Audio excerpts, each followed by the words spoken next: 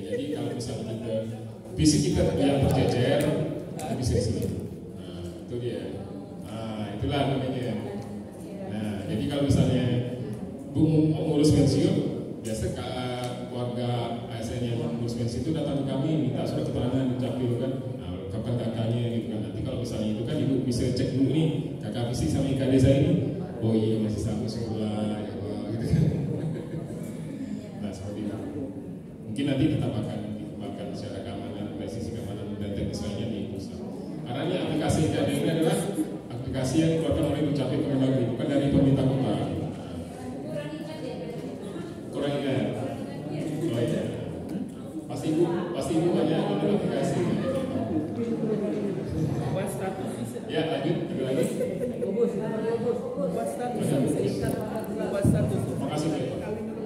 Baik Pak, saya Yakobus Danelis, Pengurus Agama Katolik. Menarik yang Bapak sampaikan ini karena sosialisasinya 2022, sedangkan kami baru dapat 2025. Terbatasan anggaran Pak. Iya, maksudnya begini Pak, kan kami berhubungan dengan umat untuk mensosialisasikan ini. Apakah ada program kerjasama antara Sistem Capil dengan penyuluh supaya untuk menyampaikan ini kepada umat atau masyarakat, karena kan mungkin sosialisasi ini kan penting.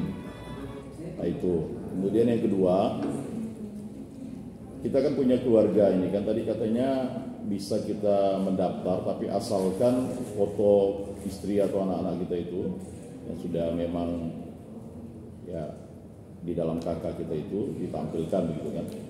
Ini kan maksudnya di dalam satu HP itu apakah bisa tidak gitu. Misalnya kan sekarang ini kan ada yang nomornya double ya. Nah untuk nomor misalnya suami nomor A, istri nomor B, tapi kan HP-nya satu gitu. Itu juga untuk anak-anak, apakah dia untuk identitas anak itu sudah di-cover dalam ini. Nah kemudian yang ketiga mengenai pembayaran pajak Pak. Ini kan yang agak ribet pembayaran pajak, apakah ini nanti meng-cover? Tadi kan Bapak bilang membayar pajak PBB, kendaraan, apakah nanti pengembangannya sampai ke sana? Nah, kalau pengembangannya sampai ke sana, apakah memang ini nanti bisa juga dengan BPJS dan sebagainya ya? Karena kan kita mau menerapkan itu namanya single data Pak ya, kalau tidak salah ya. Single data artinya semuanya itu dari paspor sampai apapun itu nanti menggunakan ini rencananya Pak. Dan kewajibannya ini apakah memang 2025 sampai 2026 ini semuanya harus menggunakan ini, ya kan? Dan bagaimana dengan KTP yang manual itu fisik itu? Apakah ini nanti bisa dicetak Pak? Misalnya kan kayak misalnya kita barcode di yang Pertalite itu kan bisa dicetak atau hanya disimpan gitu. Karena ribet kan kalau tidak ada kuota dia tidak tercetak dalam bentuk identitas begitu. Terima kasih Pak.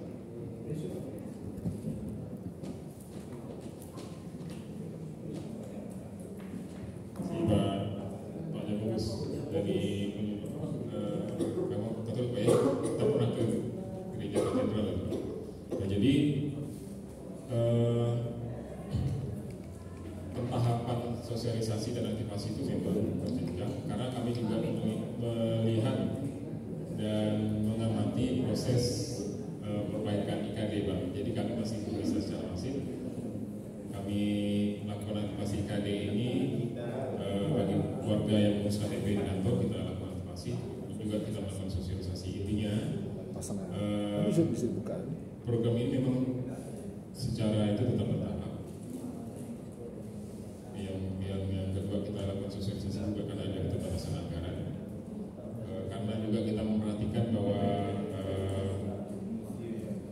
kelengkapan dari sebuah aplikasi itu selain nyaman seperti yang saya bilang tadi adalah aman, artinya. Nah itu yang selalu kami ingatkan kepada inisiator IKD ini adalah Dukcapil Kemendagri Pusat. Itu yang diinformasikan ke Dinas Dukcapil Kabupaten Kota. Jadi bukan kami hanya ingin melaksanakan. Kami tetap mengingatkan kawan-kawan yang dari Dukcapil Kemendagri untuk selalu memperhatikan keamanan. Nah, apakah ini nanti bisa diinformasikan ke jamaah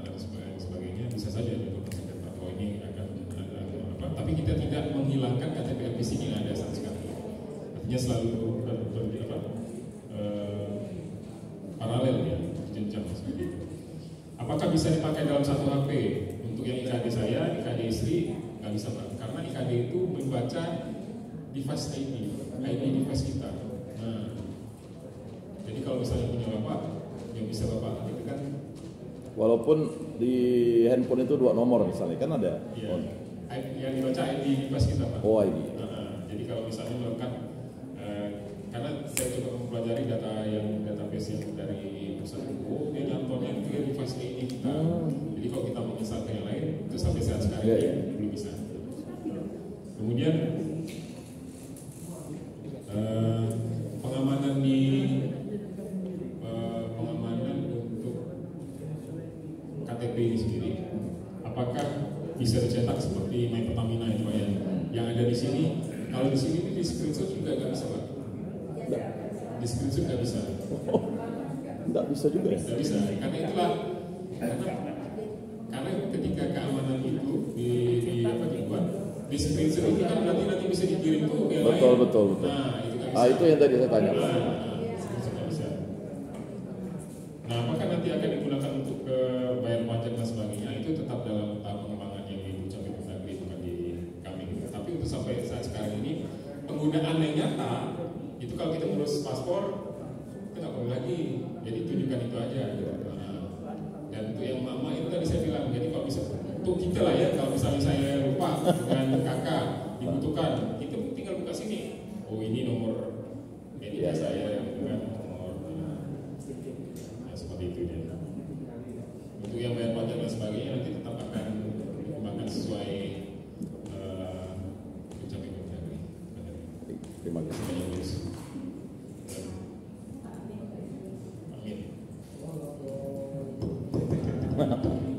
Baik, terima kasih. Saya Amin Muhammad. Amin boleh saya. Ini Pak, saya juga pernah membaca itu juga teori-teori baru yang disampaikan itu perlu untuk dibuktikan kebenarannya, maka harus dilakukan dulu. Jadi seperti apa yang Bapak sampaikan tadi, bahwa ini membuat orang aman, damai gitu kan, terus lebih mudah gitu. Nah justru saya meragukan itu semua, karena selama ini kita berbicara masalah elektronik itu, pertama banyak kasus pengumpulan data itu, dan itu tidak ada yang bertanggung jawab. Nah yang saya tanyakan itu apakah sejauh mana nanti pengamanan dari KTP elektronik ini, dan apakah ketika ada kasus-kasus tertentu atau pengumpulan data gitu, dan Dukcapil itu memberikan semacam tanggung jawab terhadap masyarakat. Keraguan yang kedua adalah begini Pak, karena kami juga kemarin kami juga mendengar di YouTube atau di media sosial itu bahwa sekelas NASA saja itu masih bisa di-hacker, apalagi di sekelas kita yang Indonesia ini yang pertama. Terus yang kedua, mungkin kelemahan yang lain ini kita ini terlalu ketergantungan terhadap elektronik. Ya. Karena kita tahu bahwa sekarang bank saja ada yang tidak menggunakan buku. Nah, bank perbankan ada yang tidak menggunakan buku. Nah sekarang KTP ada di sistem baru nanti. Ketika nanti dunia ini chaos gitu, maka kita ini akan hilang. Kenapa? Semua kita ini ketergantungan ke luar negeri. Sampai saja masih dibuat oleh Prancis. Kalau orang Prancis misalnya menghapus data kita yang historik misalnya, itu habis uang kita, habis KTP kita, habis dan sebagainya. Nah yang selanjutnya mungkin yang kawan tadi tanyakan itu ada kesulitan yang lain, misalnya ketika kita mau tiket pesawat, sementara itu harus diperiksa dan HP kita mati. Nah itu kan harus ada solusi. Kalau kami mungkin menawarkan solusi yang pertama secara digital, tapi yang kedua mungkin nanti akan juga bisa dicetak secara fisik, tapi bukan seperti yang sekarang, barcode-nya saja, sehingga siapapun yang menemukan itu tidak akan dapat membaca nomor identitas yang ada dalam barcode itu sendiri, seperti pertamanya itu. Tapi kalau diwajibkan ini satu HP satu orang, ini sepertinya kita menjadi korban paksa elektronik di luar negeri. Karena bayangkan 300 juta yang bisa semuanya ini menjadi korban, padahal kita bukan produksi dan 1533. namun yang terpenting yang dipertanyakan ini ke Bapak yang selain tentang keamanan, jadi secara mana proteksi keamanan itu sendiri, dan yang kedua siapa yang bertanggung jawab ketika terjadi pengumpulan data seperti yang sudah. Terima kasih. Slow Pak. Terima kasih Pak. Itu kan Pertanyaan Bapak itu yang saya ajukan ke pusat. 8. Jadi kenapa kita tidak melakukan sosialisasi secara masif? Salah satunya adalah itu. 7. Ya, sejauh mana keamanan? Sekarang sudah ada terbit Undang-Undang 27/2022 tentang Undang-Undang PDP. Yang bertanggung jawab itu hal ini adalah mencapai Undang-Undang 27/2022 itu mengamanatkan yang berlaku efektif 13 Oktober tahun 2024 kemarin memang mengamanatkan bahwa kita sebagai subjek pengguna itu pertama harus menyetujui bahwa data kita dibagi pakai. Yang konsep sekarang ini kita kan paksa Pak, kita Pak setuju nggak kalau misalnya KTP kita kopi KTP kita diberikan itu kan sebenarnya juga tidak aman sebenarnya. Nah sebenarnya konsep itu diterjemahkan lewat ini. Jadi ada tataran konsep juga ada tataran aplikasi. Nah kita menyetujui membagi paket di dalam undang-undang PDP itu juga ada mencantumkan bahwa kita kalau memang ingin data kita dihapus bisa kita hapus. Saya kalau memang ini kalau memang sudah dibuat dan sudah ada, kalau Bapak ingin hapus bisa. Dan enggak ada. Mirip bisa saja pada saat. Pak Yul. Jadi cara betulnya mana nih? Disesuaikan dengan undang-undang PDP, walaupun pemerintah juga buat. Artinya kalau yang sekarang ini yang terjadi memang kasus-kasus kebocoran itu memang sudah ada. Dan bagaimana supaya kita menyikapinya supaya itu tidak terjadi secara terus. Saya juga pernah membaca teori-teori yang seperti itu. Jika memang kita sudah tergantung sama digital, tiba-tiba hapus semua, habis semua gitu kan. Makanya sekarang pemerintah tidak target pemerintah itu hanya sekitar 75% Pak dari penduduk Indonesia, tidak semuanya. Artinya bagi yang masyarakat yang di pedesaan yang tidak memiliki itu mungkin malah aman dia, aman dari kasus-kasus peretasan kan. Apalagi kemarin kita kalau tentang masalah di luar konteks ini masalah gas yang LPG 3 kg itu, kita harus sampai ke mana? Pangkalan itu kan harus mendaftarkan di aplikasi juga. Orang tanya di mana KTP saya aman nggak? Saya kalau bisa pakai aplikasi itu. Ternyata dalam sisi aplikasi itu selain memudahkan juga harus memperhatikan faktor keamanan. Dan siapa yang bertanggung jawab? Pemerintah pusat. Kan kami hanya sekedar untuk menginformasikan bahwa sekarang ini ada aplikasi. Kita isinya ini harus kita informasikan juga keluarga. Untuk PIN yang digunakan itu kalau ingin mengganti PIN jangan menggunakan tanggal bulan tahun lahir atau tanggal perkawinan karena itu yang bisa diprofilkan oleh seseorang yang tidak bertanggung jawab. Kami selalu mengingatkan seperti itu untuk bagi warga yang ingin melakukan aplikasi IKD karena apapun bentuknya tidak hanya IKD, aplikasi yang lain pun jika kita melakukan tidak paham tentang keamanan juga akan bisa bobol oleh pertama selain dari itu juga oleh karena jauh kita sendiri tidak memahami tentang keamanan sistem seperti itu. Jadi yang bertanggung jawab dari pemerintah pusat. Gelap lah yang bagus. Nah seperti HP mati kemudian secara fisik itu tidak kita informasikan ke pusat. Jadi kalau hal seperti ini dipikirkan sama mereka gitu kan. Artinya tidak hanya sekedar program kan memindai kode kita informasikan berhadapan dengan karena mungkin kawan-kawan saya di sini saya yang kami hadirkan di sini mungkin mengenal kalau saya mungkin orang yang paling cerewet sama kalau saya ada hal terkait keamanan kami informasikan gitu pokoknya ada celah-celahnya ini diperhatikan tanggung jawab tetap pusat. Jadi nyimpannya itu di gini kan ya? Iya nanti terus. Bapak bisa membaca undang-undang PDP di situ ada hak kita hapus di sini juga bisa. Jadi kalau memang Bapak ingin hapus bisa. Kalau ingin menggunakan bisa. Tapi pada saat ingin menggunakan kita harus aktifasi lagi gitu kan. Nah seperti itu. Dari.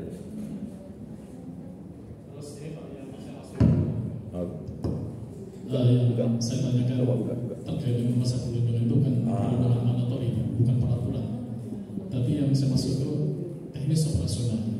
Seperti yang saya sampaikan tadi bahwa sekelas saja itu bisa jebol gitu ya, apalagi sesuai. Nah itu mungkin yang bisa Bapak tindak lanjuti nanti ada diskusi dengan pusat. Ya, kalau kita berbicara Mas Natal luar biasa lawannya. Belum dari pendidikan, belum lagi perbankan dan sebagainya. Dan ini justru bukan kelebihan bagi kita, bahkan kelemahan bagi masyarakat Indonesia. Kalau sekelas NASA, sekelas apapun bentuknya, saya pikir dalam konsep keamanan sistem informasi Pak, yang aman hari ini belum tentu aman besok. Jadi seperti itu dia. Jadi transformasi digital yang dijalankan oleh pemerintah harus bareng dengan pemahaman tentang cyber security. NASA yang memang jalankan NASA. Orang Indonesia sendiri bisa mengendalikan satelit dari luar, dari satelit yang dimiliki oleh negara luar itu. Jadi hal tertentu itu memang maka diamankan oleh dengan undang-undang PDP yang bertanggung jawab adalah pemerintah.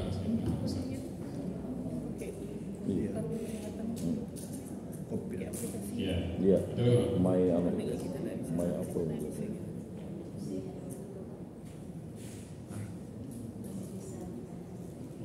Untuk kita cukupkan sampai jam 10.15 nanti kita aktifasi. Cukup satu ya. Ada itu lah. Satu ya. Sinta. Ya, Sinta. Mau aktivasi dah. Sudah buat. Bismillahirrahmanirrahim. Assalamualaikum warahmatullahi wabarakatuh. Saya Kami buat semua dan tidak aktivasi, tidak mau berhadapan dengan petugas. Karena di tahun khususnya untuk yang lahir tahun 2007 ini yang berdomisili di sekarang di Kuburaya Pak. Yang lahir tahun 2007 itu di akte kelahiran. Akte kelahirannya tertulis Sungai Raya Kota Pontianak. Nah, sementara tahun 2009 ini kan terjadi pemekaran antara Sungai Raya menjadi Kuburaya. Nah, kemudian si anak ini di dalam ijazahnya dari ijazah SD, SMP, dan SMA ini tertulisnya bukan lagi Sungai Raya Kota Pontianak, tapi beralamatnya di Kuburaya. Jadi antara akta dengan ijazah ini tidak sama. Yang perlu saya tanyakan, apakah perlu kita sinkronkan antara akta dengan ijazah? Kalaupun perlu, bagaimana caranya? Karena anak ini tahun 2025 ini akan melanjutkan kuliah, sehingga nanti perlu juga identitas yang sama antara akta dengan ijazah. Dia sudah daftar lagi. Terima kasih. Kok bisa Pak? Mungkin. Iya kabur tadi gambar Bapak. Ini terkait dengan perubahan peraturan yang dulu itu kebanyakan di luar itu sampai desanya kayak dimasukkan ke dalam akte kelahiran kan. Nah sekarang ada peraturan yang bisa dicatatkan adalah kabupaten kota. Jadi kalau misalnya anak lahir di rumah sakit Agung Raya, dia bukan dicatatkan gitu nih. Ada, pasti ada di kertas. Dicatatkan Agung Raya, tapi tidak bisa sampai dia ada menekan batal Pak. Nah, kalau memang ada perbedaan, Bapak tadi ada Ibu bisa koordinasikan dengan dikatakan ulang lagi dan terulang. Dinas pendidikan. Kalau gini kan nggak hilang. Bahwa ada ketidakcocokan antara ijazah dengan kelahiran. Nah, jadi memang ada perubahan peraturan itu dibuat oleh Mendagri untuk memastikan. Enggak lanjut. Ini sih dari Yang paling terkecil yang bisa dinampakkan di dalam akta kelahiran anak-anak kita itu adalah kabupaten kotanya, nggak sampai desanya. Kadang ada supaya bunyi meniti dalam kadang itu masih ada dulu itu, sekarang sudah dialihkan berarti nah itu bisa koordinasikan dengan dinas pendidikan. Atau kalau misalnya ini soalnya gimana? Kalau udah ada. Berarti masih Enggak apa dia tidak loh dia enggak gitu. ya seperti itu. Kadang memang ada tertentu yang di daerah yang sebagai Mungkin implementator foto Bapak tadi gelap dari dibatalkan ya. dengan hal seperti ini. Jadi kalau misalnya ada ketidakcocokan nama, Kalau bisa Pak Eko bisa. kalau misalnya itu Sekarang tidak bisa enggak gelap masuk lagi. ke dinas pendidikan, silakan di dinas Enggak pendidikan. gelap Pak. Atau kalau misalnya ada Foto ketidakcocokan Bapak nama di sini ya, kena mataharinya. di surat nikah, KUA bisa dibuat surat keterangan bahwa ini Enggak, nama seperti dibatalkan ya. ini. Punya kita Memang sedikit itu, Fotonya tapi harus kita terang. lakukan. Gitu. Terang. Jadi kita tidak bisa ubah akta lahirnya. Karena yang benar yang problem yang ada kabupaten kotanya itu. Kalau yang dulu mungkin nggak jadi masalah tuh yang tahun-tahun sebelumnya itu kan itu nggak jadi masalah. Gitu. Yes. Nah yang duluan yang mana? Akte dulu lah seharusnya. Nah, Itu ijazah. kalau Ya, nanti salah jasa tuh. punya akta. Cacat administrasi dan ijazah menyesuaikan akte, masa akte menyesuaikan ijazah? Kalau misalnya akte kita di bangku pendidikan tingkat menengah itu terkadang kan aktenya tertanggalnya misalnya 27 Juli tiba-tiba dalam ijazahnya itu berbeda gitu. Nah sehingga kami terkadang sesuai dengan juknis itu memberikan surat keterangan saja. Ini pun harus dikonfirmasikan dengan pengambil kebijakan misalnya anak masuk kuliah atau mungkin mau menjadi polisi supaya mereka tidak dipersulit dengan keadaan seperti ini. Surat keterangan itu adalah penyelesaian sementara sebenarnya. Nah kalau memang ingin dipastikan mana yang disesuaikan, apakah karena kalau misalnya kita lihat posisi Ada paket kan? surat apa itu di ijazah kemudian atau surat SK kita, SK pekerjaan kita, kalau ingin memang disesuaikan itu ada yang namanya surat pernyataan tanggung jawab mutlak. Jadi memang mungkin dulu memang harus disesuaikan Repot dengan ke pengadilan. ada beberapa yang harus disesuaikan dengan pengadilan. Tapi kalau memang itu mungkin kita bisa mengeluarkan itu, tapi harus Itu kan pernyataan bukan tanggung jawab itu, mutlak bukan. menyesuaikan dengan Dari kondisi yang ada. foto pun. Nah, di masalah jauh mungkin di kami juga ada yang nggak sesuai antara NIP-nya dengan tanggal lahirnya sebenarnya. Itu ada di dinas pendidikan juga. Tapi ya karena kalau ada NIP yang tidak cocok dengan NIK, misalnya itu tanggal lahirnya 1 bulan 1 tahun 70, tapi di NIK-nya harus berhadapan tidak mencerminkan tanggal lahirnya sebenarnya, ya berarti pada saat itu NIK-nya itu dibuat berdasarkan tanggal bulan tahun lahir yang salah. Sini apa? Bisa dibetulkan. Oh mantap Bapak, lagi. Gelap Pak, gelap. Itu terang. Bismillahirrahmanirrahim. Assalamualaikum warahmatullahi wabarakatuh. Terima kasih kepada narasumber. Mungkin ada beberapa hal yang disampaikan. Pertama tentu kita berdasarkan dengan sistem IKD ini tentu adalah usaha pemerintah untuk ya mengefisienkan sebagai hal tentunya. Tentu kita sekali lagi punya pikiran positif ini adalah untuk kebaikan semua. Kalau ada bisa negatif itu tentu ke depan tentu akan diselesaikan. Bapak ada Di situ peraduan. tidak ada aplikasi yang aman. Walaupun bank sudah punya 7 lapis Bapak ada untuk peraduan, Pak. keamanan tetap ada. Kapan jebol Bapak gitu. betul? Nah, tetapi sekali lagi data ini kami juga pertama ingin menyampaikan sosialisasi ini juga perlu untuk personil-personil kita di madrasah. Nah, kira-kira ada nggak ruang untuk kita bersosialisasi di MTS 2 umpamanya itu dengan umpamanya, sehingga ini bisa menambah jumlah supaya masyarakat Pontianak khususnya yang 5,922% ini bisa lebih banyak lagi yang memahami tentang IKD ini. Nah, ini yang satu. Yang kedua, tadi pertanyaan Pak Amin belum terjawab itu. Ini kan ada satu HP atau satu gadget atau satu Android hanya beli satu orang. Dan bagaimana kalau untuk anak-anak yang di bawah umur umpamanya? Oke, kalau suami istri masing-masing nggak apa-apa lah gitu kan.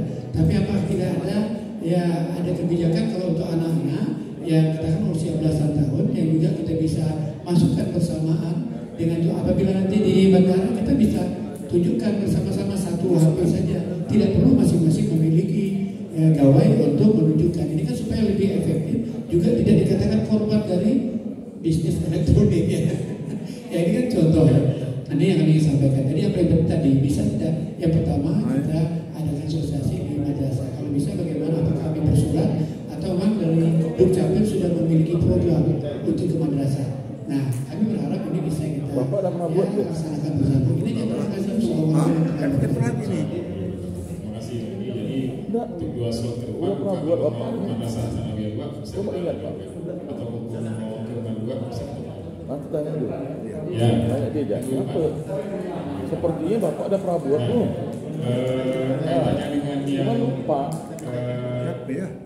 IKD ini kan untuk yang sudah punya KTP sebenarnya. Jadi untuk anak-anak Tak ada. belum. Betul. Satu identitasnya bisa dilihat di sini. Di IKD itu juga ada nama-nama anggota keluarga kita dan juga foto dari anak kita kalau sudah KTP atau sudah KK. Ada semua di sini. Jadi kalau kita sebagai keluarga bisa menunjukkan ke pihak imigrasi atau bandara. Ini foto saya ada di sini. Cuma untuk KTP digital kembar kali Bapak itu memang nggak bisa kita wakilkan. Kembar Itu tetap harus pada orang yang masing-masing ya. Cuma untuk anak-anak kita nampak itu kembar Pak Yul. Kalau buat nanti kan mungkin tertolak itu dari sedisi gitu input. Ya, sudah. Wih pasti lagi luar biasa. Oh ada lagi Bu. Nah, cuma satu lagi ya. Udah gitu. Satu lagi. Oh dia duluan. Maria. Assalamualaikum warahmatullahi wabarakatuh. Kamu seperti sana memang. Mohon maaf sebelumnya Pak, ini agak melenceng tapi tetap ada kaitannya dengan Capil Pak. Yang mau saya tanyakan, buku nikah yang lama Pak, kadang kan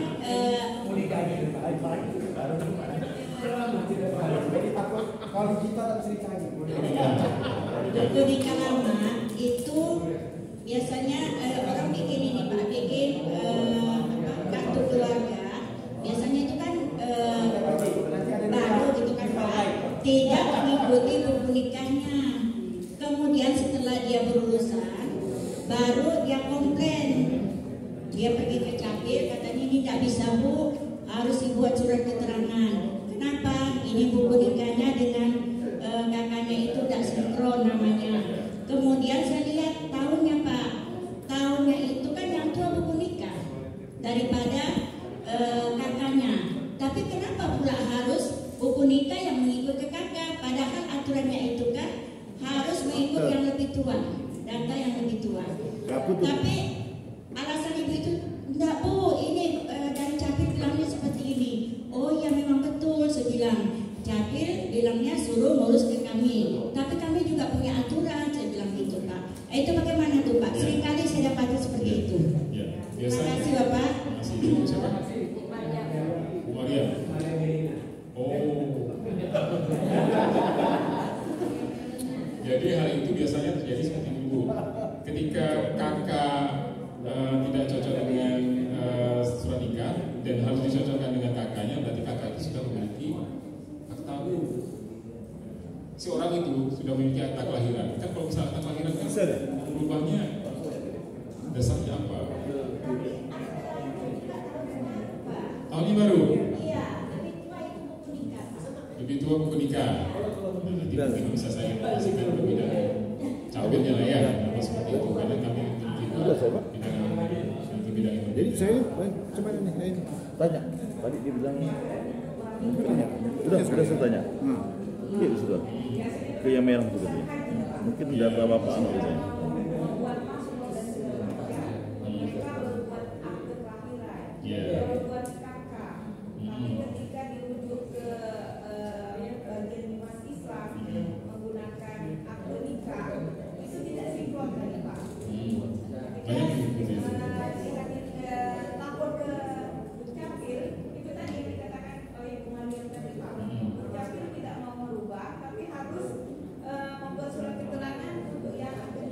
Biasanya nyangkutnya tuh di anak-anaknya itu Bu. Di anak-anaknya berarti sudah dicatatkan surat nikah kami kan harusnya apa ya? Kalau di akta kelahiran anak-anak yang ada dalam itu kan kita harus bercantum pada surat nikah sebenarnya. Kalau memang seperti itu, yang saya ketahui memang harus diperbaiki. Dan yang diperbaiki apanya Pak? Yang diperbaiki kalau yang menurut informasi dari kawan kami di Benjafir kita harus di kantor besar agamanya. Jadi itu tidak surat keterangan. Tapi kan pernah juga kita duduk bersamakan dengan Capir itu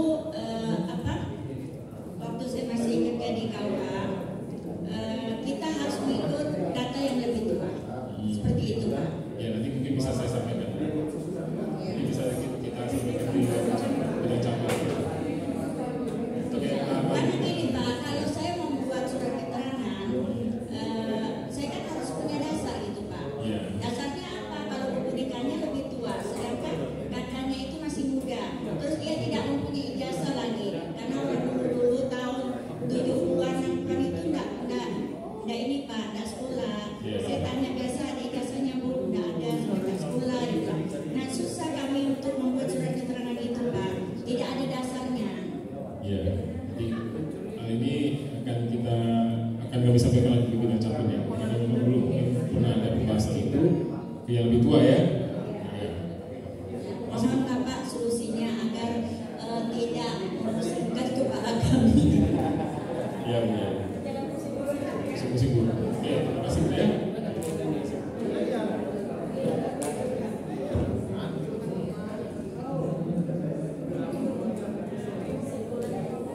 Mungkin itu yang bisa saya sampaikan.